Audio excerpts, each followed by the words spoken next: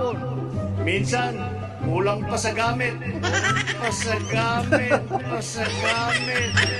Nung opening ceremony ng palarong pambansa, may mga kabataan atleta sa likod ko habang ako'y nag-speech kung ano-ano mga mukha ang kanilang ginawa. Yan yata yung mga uso sa TikTok ngayon. Nais kong pasalamatan ang lahat ng tumulong na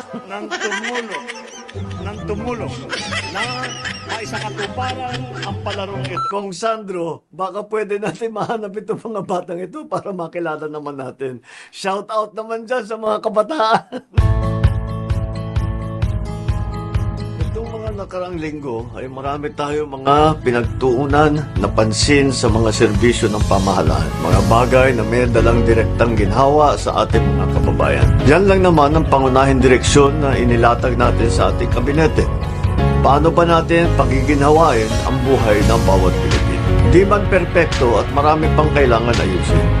Masaya naman ako sa mga feedback na natatanggap namin dito ng nakaraang mga linggo. Mas magiging confident tayo kung walk alone, knowing na may mga pulis na nakasurround sa'yo. Pag magtatanong kami sa mga pulis, alam namin na secure kami. Unahin na natin itong usapin sa kaligtasan. Security and safety sa ating mga lansangan. Sinimulan natin ang pagdideploy ng mas maraming pulis o yung tinatawag nating cops on the beat. Naging maganda naman ang feedback nito.